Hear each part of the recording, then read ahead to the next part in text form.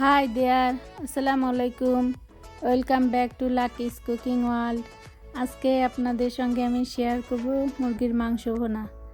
তো চলুন কিভাবে করেছি সেটা এখন দেখাচ্ছি।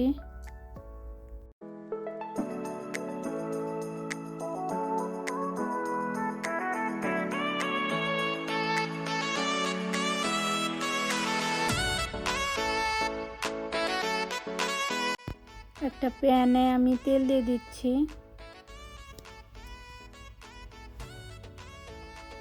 প্রথমে আমি গরম মশলা, এলাচ, দারচিনি আর তেজপাতা দিয়ে একটু ভেজে নিব। সুন্দর একটা স্মেল বের হলে দেন আমি পেঁয়াজ অ্যাড করে নিব।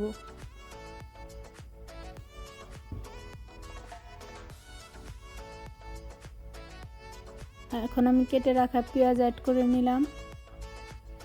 পেঁয়াজটা একটু ভেজে নিব।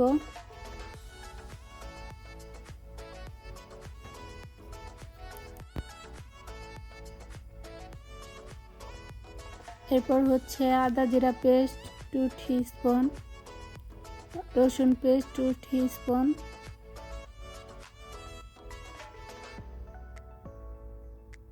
প্রয়োজন অনুযায়ী লবণ, হলুদের গুঁড়া 1.5 টিস্পুন, মরিচের গুঁড়া 2 টিস্পুন,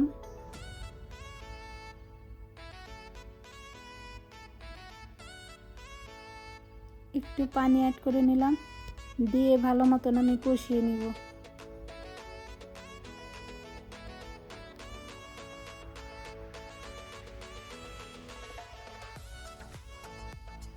আমি 2টি মুরগি কেটে ধুয়ে নিয়েছিলাম, সেটা এখন দিয়ে দিলাম।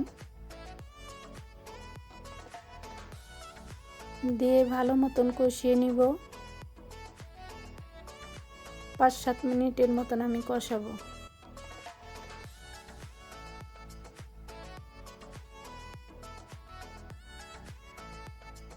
আসলে যত কষানো হবে মাংস আসলে টেস্ট তত ভালো হবে।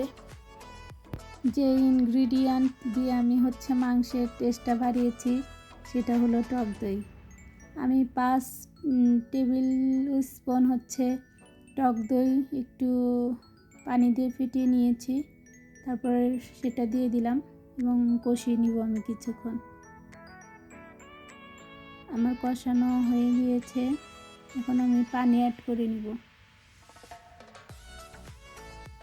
শুধুমাত্র এই একটা ইনগ্রিডিয়েন্ট দিয়েই কিন্তু আপনি মাংসের টেস্টটা আসলে অন্যরকম আনতে পারবেন। একবার করে খেয়ে দেখবেন। আমার আর একটু পানি লাগবে, আমি পানি দিয়ে দেন ঢেকে দেব।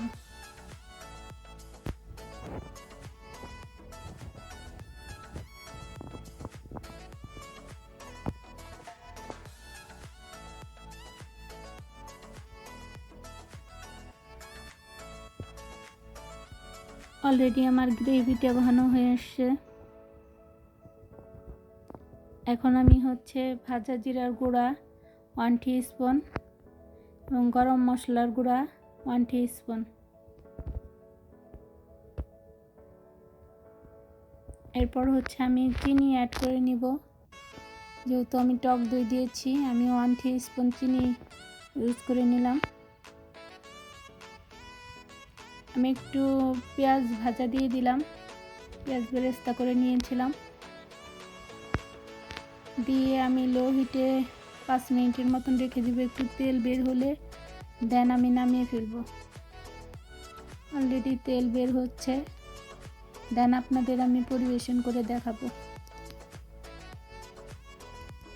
আমার এই চিকেন কারিটা আপনাদের কেমন লাগলো অবশ্যই জানাবেন। আপনারাও ওইভাবে বানিয়ে খাবেন। তো আবার সহজ রেসিপি নিয়ে আপনাদের কাছে চলে আসবো। সেই পর্যন্ত ভালো থাকেন। আল্লাহ হাফেজ।